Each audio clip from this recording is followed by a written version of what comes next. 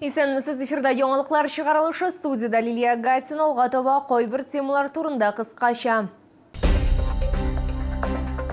Балалар автоматларына ничек җыюларын һәм сүтүләрен, шулай ук беренче медицина ярдәме күрсәттеләр. Тукай районы укучылары махсус хәрби операциядә катнашучылар белән очраштылар. Ярышчылыда иң яхшы кондитерны сайладылар. Кем иң яхшысы булды? Ватанны саклаучылар фондының Татарстан филиалы махсус хәрби операцияда катнашучыларга протез конструкцияләрен тикшерүне оештырды. Мониторинг бөтен республиканы кулачлады. Мондый тикшерү беренче тапкыр үткәрелә. Белгечләр сугышчыларны ике зонада, Казан һәм Кама аръягында кабул иттеләр. Протезларны тикшерергә Чаллы, Алабуга, Әгерҗе, Мамадыш СВО ветераннары килгән иде. Һәр сугышчыга 40-45 минут вакыт бирелә. Толырак хәбәрчебез материалында. Вы можете продемонстрировать схват протезом? Взять вот эту сумочку? Да, конечно могу. Я могу и маленькие вещи брать, и большие, и тяжелые, да? тяжелые, Получается. Да. До 35 килограмм я поднимаю. То есть пакеты вы на этом уже носили и Конечно, покупки за конечно. покупками ходили? Кибетләргә дә йөрдем, төзелештә дә эшләдем. Танайка кушаматлы СВОда катнашучы үзенең протезына күнеккән инде. Бүген ул аның белән ничек идарә итә алуын күрсәтте. Бу Ватанны саклаучылар фондының Татарстан филиалы оештырган конструкцияның сыйфатын бәяләү. Проверяли механизм протеза, все спрашивали, как работает, как что, как все удобно, неудобно. К жизни-то вернулся, никуда не делся. Да все нормально, все, работаю так же, все. Ну, с помощью протеза, все повседневные вещи, дела могу делать. Кружки беру, ложки беру, кушаю, все. Все делаю. Иротка протезы яраланганнан соң бирле бу Бахмут тирәсендә булан. Алар позицияләрен тотканда дошман минометтан ата башлый. Танайка кушаматлы СВОда катнашучы шунда кулын югалта. Тернәкләнгәч, сугышчы протез белән идарә итәргә өйрәнгән, хәтта йортта төзи алган. Дети очень рады, что папа пришел домой живой. Хотя с ранением, но самое главное, живой он у нас. Потом мы достроили дом свой, который мы начали до войны его строить. Он поднял фундамент, потом сейчас мы его достроили, все. В скором времени собираемся туда переезжать. Протез конструкцияләрен сыйфатын бәяләүгә СВОның 9 ветераны килгән. Мы заинтересованы в том, чтобы наши ветераны СВО не чувствовали дискомфорт при использовании своих протезов. Бойцы должны вести активный образ жизни. Для этого Татарстанский филиал фонда «Защитники Отечества» впервые организовал для своих подопечных проверку качества протезов. Вместе с ведущими специалистами проведем тщательную оценку состояния протеза, уделяя внимание мастерству его использования. Кирәк булган очракта Ватанны саклаучылар фондының Татарстан филиалы реабилитацияләүнең техник чараларын сайлау һәм ремонтлау буенча алдагы тактиканы эшләячәк. Лилия Гатина, Эльмира Гайнетдинова, Кирилл Хабзей, яңалыклар.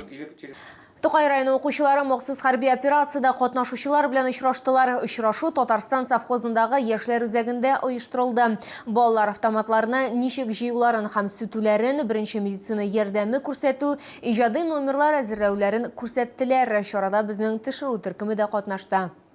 Мулла кушаматлы хәрби хезмәткәр алгысызлыкта инде 2 елдан артык. Аның сүзләренчә, сугышчылар тылдан ярдәм сизәләр, бу аларга тагы да көч бирә. Шуңа күрә Ватанны саклаучылар җиңүгә ышана. Бөтенесе китә, бөтенесе булыша, рәхмәт бөтенесенә дә. Бөтенесе бар, рәхмәт. Хәзер сугышчы кыска вакытлы ялда, аның кайтуын Тукай районы халкы түземсезлек белән көтә. Ана баласын көтә, һәркем. Бөтенесе исән сау кайтсыннар, бөтен бала. Менә мәчетләргә йөрибез, укыйбыз үзебезчә. Идә укыйм инде, мәчетләргә барып булай хәерләр таратам.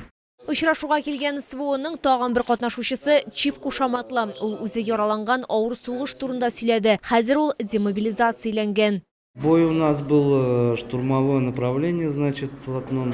И бой серьезно был, довольно немало часов происходило.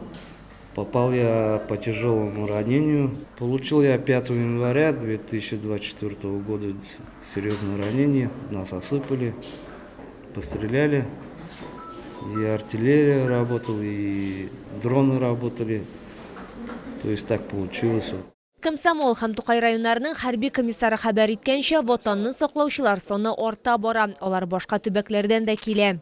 Медицинскую комиссию можно пройти в течение одного дня, оформление документов еще один день, на третий день уже человек у нас готов к убытию, прохождению на службу специальной операции, либо на те полигоны, на которых дислоцируются войсковые части, при которых они будут готовиться к дальнейшей службе. Медицина комиссиясын олар Шоллы поликлиникасында узалар. Документлар рәсмиләштерү белән шөгыльләнүче белгечләр бар. Лилия Гатина, Эльмира Гайнетдинова, Тимур Сафронов, яңалыклар.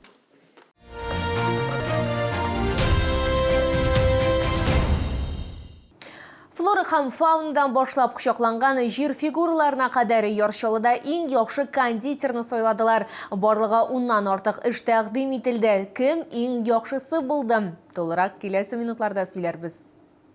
Башта кондитерларның дус берләшмәсе турында хыялландым. Оннары хыял зуррак нәрсәгә үрелде дип уртаклаша Язгөл Гырдисламова. Ул зур стажы булган кондитер. Конкурсның төп максаты инде ул кондитерларны берләштерү. Алар үз тәҗрибәләре белән, үз идеялары белән бер-берсе белән бүлеште һәм һәр вакытта да бер-беребезгә теге форс-мажор булган ситуацияларда дип әйтик инде ярдәмгә килә алдылар.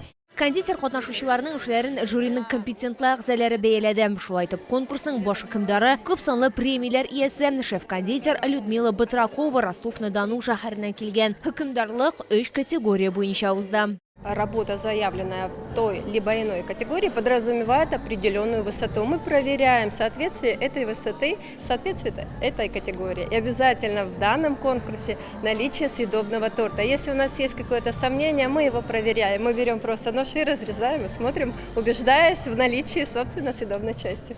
Судьялар кондитер эшләнмәләрен бәяләгәндә әлеге өлкәгә кирип баручылар өчен бу эштә ярдәм чаралары турында сөйләделәр. Не всегда действует эта программа. Ее надо поймать.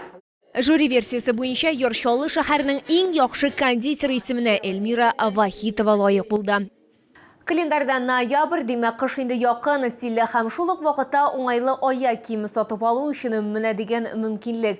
Яршаллыда Беларусь аяк киемнәре ярминкәсе Чаллы халкы һәм шәһәр кунаклары өчен, иратлар һәм хатын-кызлар өчен кышка аяк киемнәренең зур ассортименты. Барлык модельләр дә натураль күннән, төрле төстә һәм төрле үлчәмнәр. Иң мөһиме, теләсә нинди матди мөмкинлеккә.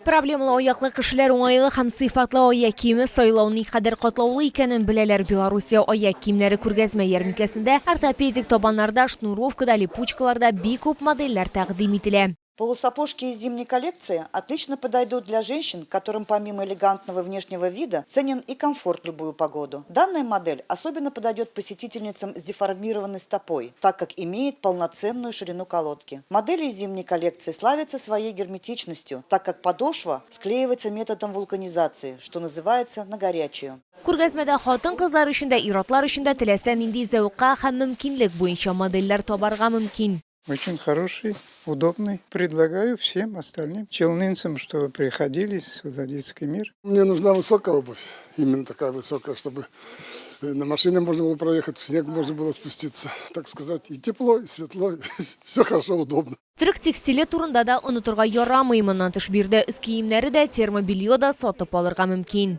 Термобелье – это незаменимый элемент гардероба в зимний период. Комплект специально создан для тех, кто ценит комфорт и тепло. Он изготовлен из 100% хлопка, что обеспечивает отличную терморегуляцию и не вызывает раздражения на коже. Материал сохраняет свои теплосберегающие свойства даже после многократных стирок. Җылы сыйфатлы аяк киемнәре, өске кием һәм төрек текстиле сатып алырга ашыгыз. Күргәзмә Муса Җәлил проспекты 55Б Үзәкрәт сәүдә үзәге, элеккеге балалар дөньясы бинасы адресы буенча эшли.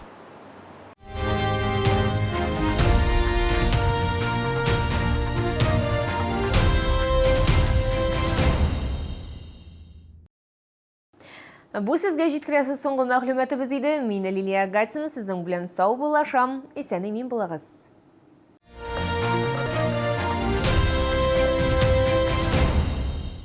Нина говорит, что друзья плохого не посоветуют. Вклад открыла в Быстробанке под 23% годовых. И вам советует. Быстробанк. 8 800 333 2265. Чай Гульнара. 100% натуральный. Из сырья Индии, Шри-Ланки и Кении. Гульнара. Приходи, я заварил чай Гульнара. Эх, Гульнара, шундый, тәмле чай.